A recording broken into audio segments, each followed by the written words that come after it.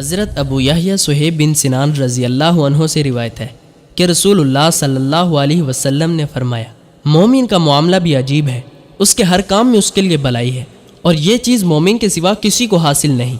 اگر اسے خوشحالی نصیب ہو تو اس پر اللہ کا شکر ادا کرتا ہے، تو یہ شکر کرنا بھی اس کے لیے بہتر ہے، یعنی اس کے اجر میں اضافے کا باعث ہے۔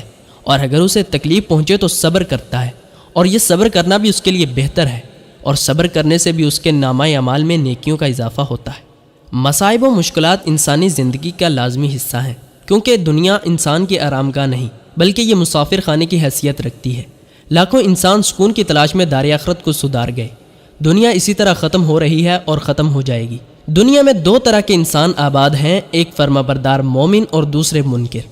منکروں کے لیے مصائب دنیا بطور سزا ہوتے ہیں، اور فراوانی و خوشحالی کفر اور سرکشی میں مزید اضافے کے لیے، جبکہ مومن کا معاملہ اس کے برعکس ہے، اسے پہنچنے والے مصائب و آلام بھی اس کی تطہیر کے لیے اور اس کی خوشحالی و فراوانی نیکیوں میں اضافے کا باعث بنتی ہے۔ وہ خوشحالی و تنگی دونوں حالتوں میں صبر و شکر سے کام لیتا ہے، چنانچہ خوشحالی میں اللہ تعالیٰ کو بھول جانا اور اس کی نعمتوں کا شکر کرنے کے بجائے اس کی نافرمانی کرنا۔